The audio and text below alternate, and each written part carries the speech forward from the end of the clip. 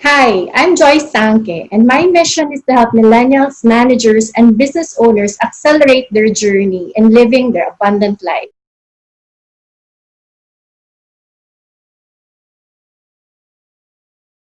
So today we have a special guest. He's actually a columnist and inquirer, writer, influential, grabe. And I have his book. Matagal ko na siyang kasama sa Sun Life. So I got this book a few years ago, Build Your Future Today. And this is actually a review of our financial planning. But the nice thing about it is my whole family is benefiting from it, especially my son who's in college. So I'd like to introduce to you Mr. Randell Tiongson. Hi, Joyce. Randell. You're stepping into the digital environment. Oo nga, kailangan eh. Siyempre, millennial pa tayo at heart. Nung 90s, di ba? 90s. Oo nga. Sige. I'm going to ask you few questions rin naman, mga 5 questions. Alam na alam mo na yan. Ready ka na? Go, fire. Okay. What are the 3 values you think are important, especially now, for people to be successful? I think the important values are the old-fashioned values. Number 1, it's all about discipline. The problem with a lot of people today is they're always expecting for that miracle program, that one thing that will change your life, that mindset, whatever it is that they're thinking about. But at the end of the day, it's really discipline. In my many years in the financial services industry, talking to people, both as a advisor to or even as a media person, I've done a lot of research. I've done a lot of interviews. I've worked with them. The common thing that they have is discipline. So people have to be disciplined in everything that they do. And of course, that goes with their finances. No?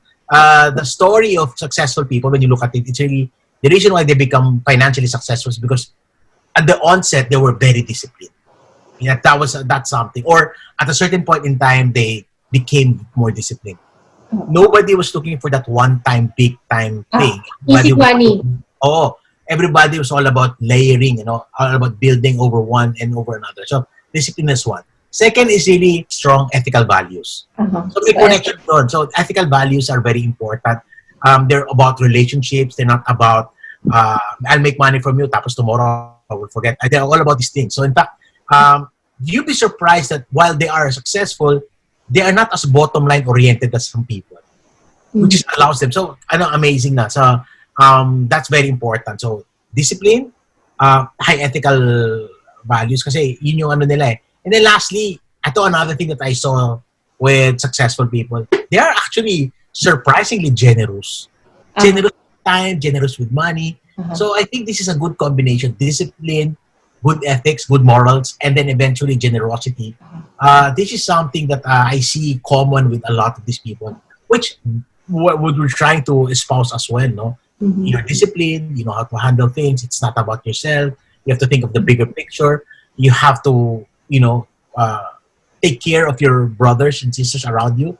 And then finally, you have to give back. You have to, of course, at a certain point in time, you cannot give what you don't have. Share your blessings. Share your blessings. So, very important 3 traits that I would recommend people to have. Actually, na-realize ko rin yan, especially onset of the ECQ, the generosity. Sabi ko, wow, because we had the drive also na campaign to raise funds to help mga frontliners. And na-realize ko, pag wala ka ring excess, wala ka mabibigay kahit gusto mo. I just heard this. Discipline diba? If you have good ethics, you will sustain this. Kasi I think a lot of people don't understand is that when you start cutting corners and eventually, diba, hindi ka okay ka deal, people will not with you. Kasi babalik din yun eh. Babalik sa yun. So, and vice versa. We like to deal with people we trust. Yes. If I don't trust you, pagpibigyan kita, pero once lang yan. At a certain limit. So, if everything else is equal, I would like to deal with a person that I trust. Minsan nga, kahit na mas mahal sila, we will still go with them because we trust them. Diba? True. So, then eventually, you carry on that mindset and that siguro that belief of yours that your money is not just for you. It's something that, at the end of the day, it has something to do with your faith and so forth. so on. So you like to be able to spread the blessing. Nice. Tama, you can give what you do not have. So again, yes. Now, what are your tips, especially now, for, I guess, handling your money? two things eh. Number one, you have to be very, very good in managing the smaller things that you have. So you would like to be able to, uso ngayon is essentials. And the way you spend will only be on essentials as well. What are the essentials? Siyempre, food. Hindi na nga clothing, nawala na nga clothing, di ba? Dami nating damit. Nakabigis kami pero sa ilalim, no? Oo. Di ba? But basically, the essentials is food and stuff like that. Very important. Your shelter, security mo, your insurances, these are all essentials.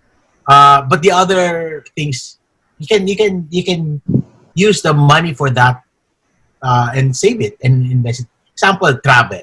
Diba? We're family oriented, so we'd like to do family travels. But even if we can travel, gusto mo ba mag-travel ngayon? Oo nga. So we are forced to save. You know, I saw this video when you go to Dubai, you can come in, but they have to do a swab test and everything. I don't think I want to do that. Not even, that's true, ha? Yung mga ganun bagay. So there's going to be some money for those. So you have to be careful about the essentials. But there are things that you cannot make sure. Like I tell a lot of people, do not lapse your insurance. If you are cost averaging your investments, I encourage them to continue kasi that's part of the program. So those for me are essentials. But the other else, diba, when you want that trip, maybe you can defer. You want to upgrade your car, maybe next year. Diba? So yeah, so those things. Of course, meron kang mga savings sa mga ganun bagay. So you want to be very careful of that. Next is siguro very important. And I tell a lot of people, no, lalo na yung those sa challenge yung income and everything.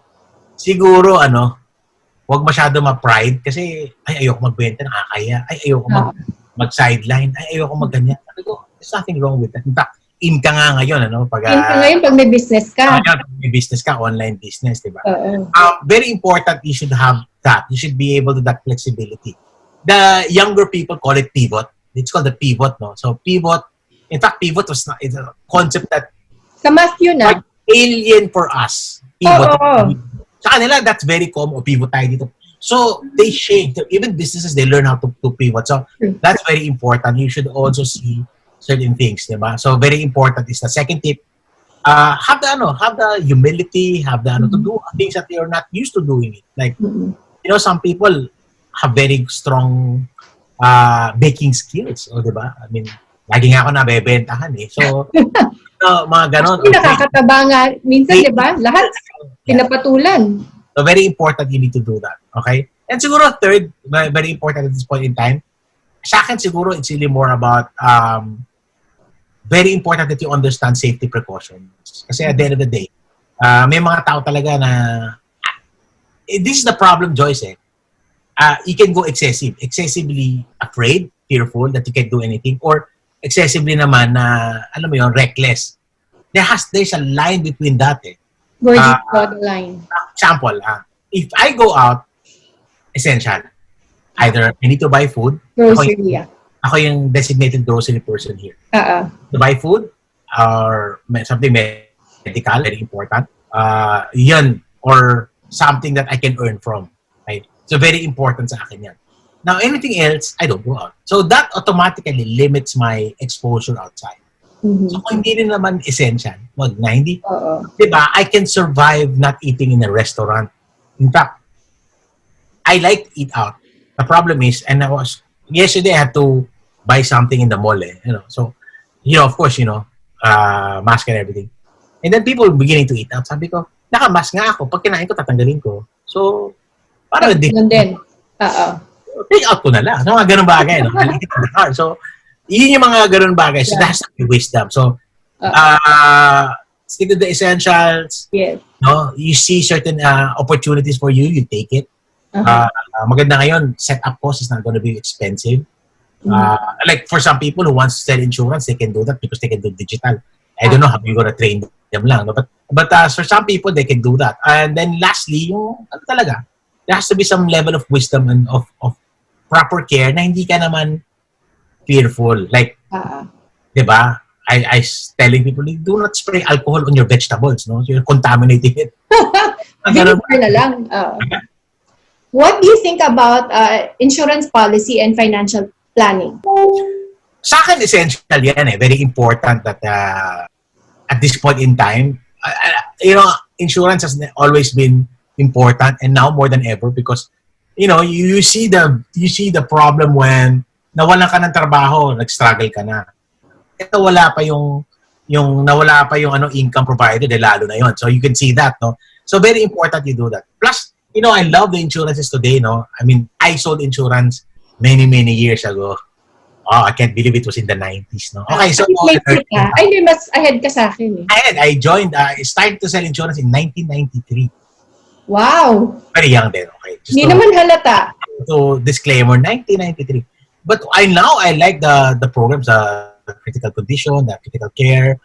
There are insurances that are purely for health. Yung mga ganun bagay. Wala yan. Tackling the life stages, no? So, very important. So, you see that. So, and it's a form of diversification. And also, on the other hand, it's a forced savings element pa din, di ba? I mean, true. I was telling a lot of people, may policy ako natin, bumagsak ang market. I've been telling them, top up ka because it's the perfect time.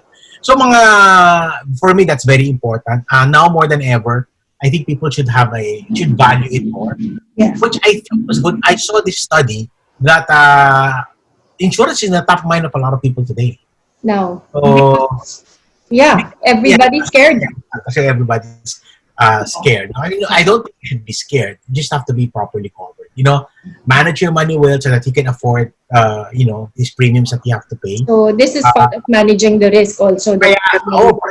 Priorities mo yan eh. Diba?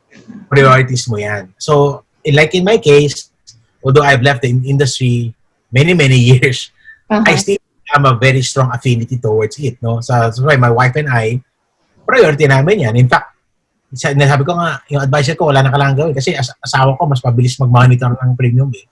Galing. Ang pera mo yan. So, wag mo gamitin yung grace period. So, okay.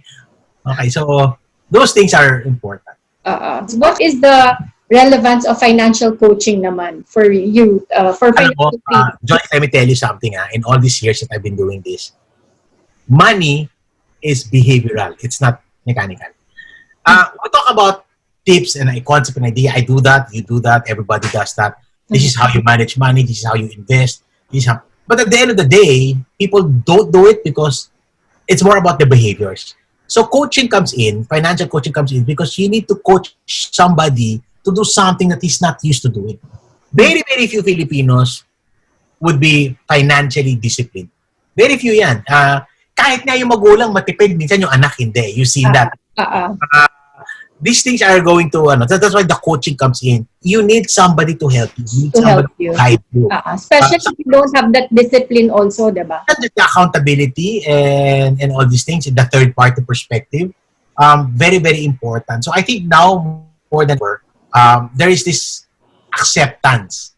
So advisors, that's why advisors today are, something I tell you, advisors today are, I guess, better trained than advisors from 20 years ago because of how the industry is evolved.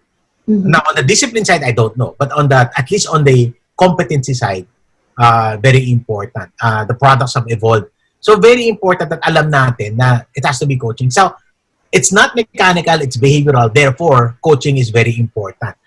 You need to be able to let people understand and guide them and remind them. That's why sabi ko, today's DIY world, they can DIY everything. Why do we need advisors?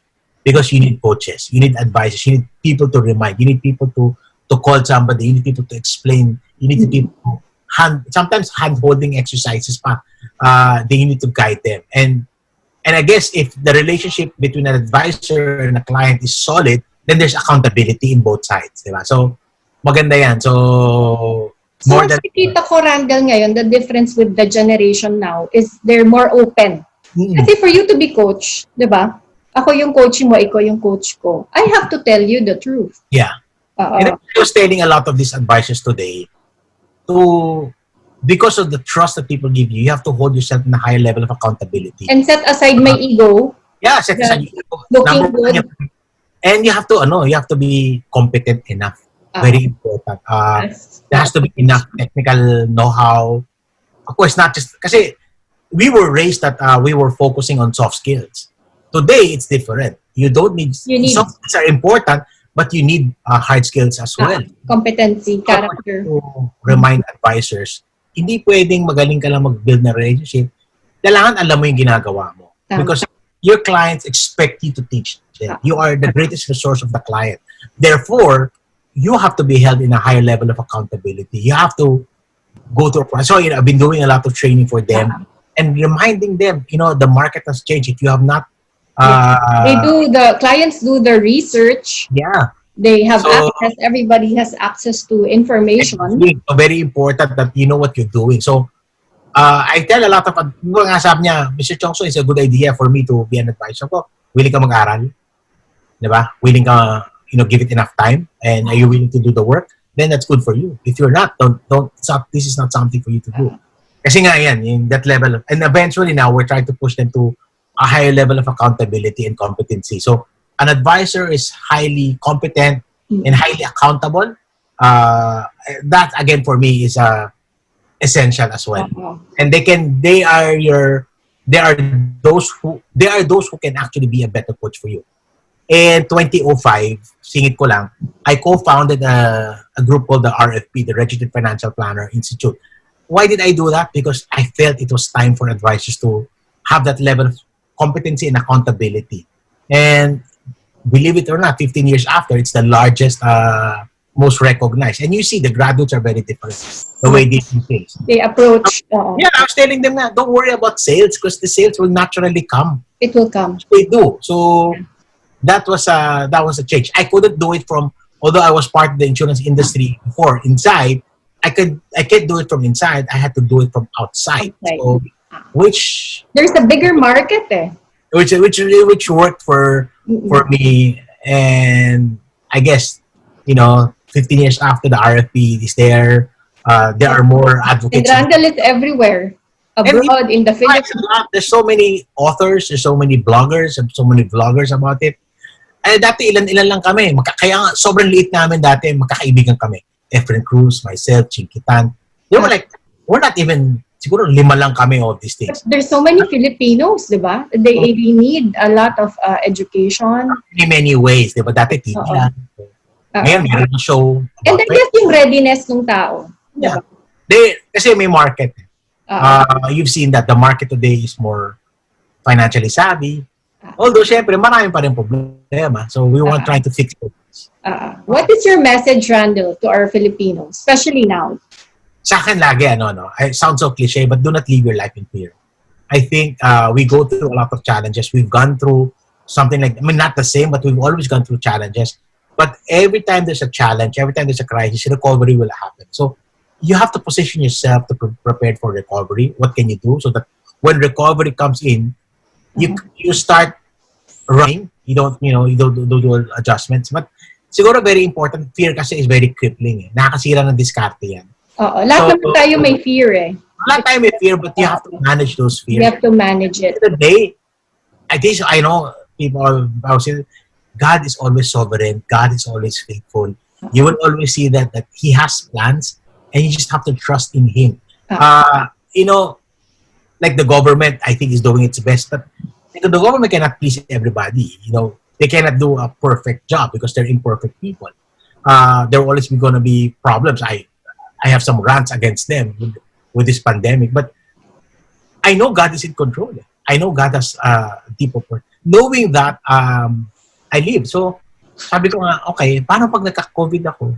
Okay, but there's also faith Ika-COVID ako, pwede naman ako gumaling Diba? At the end of the day, in fact, study shows you that more people actually get better. So, unless you're in that high risk. So, again, wisdom.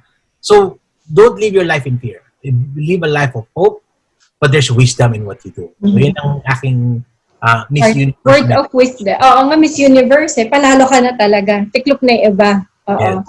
So, thank you so much, Randell, for sharing your insightful thoughts. A lot of viewers talagang they really look up to you. I look up to you. Thank you. Walang sawa. Wala akong sawa sa mga You can follow me in I have YouTube, I have Facebook, Instagram, Twitter. Wala akong TikTok, but I have Wala kang TikTok. Ako rin, hindi ako tumi-TikTok eh. Oo. Thank you so Yun lang. much, Randell. Yeah, I love your sharings. Short but sweet and insightful talaga. So, thank you. So guys, subscribe to Joyce's channel. Thank you. Subscribe to my channel. Don't forget to like and subscribe. I also have an FB page. That's Joyce Marie Tanque. Thank you. Bye. Bye.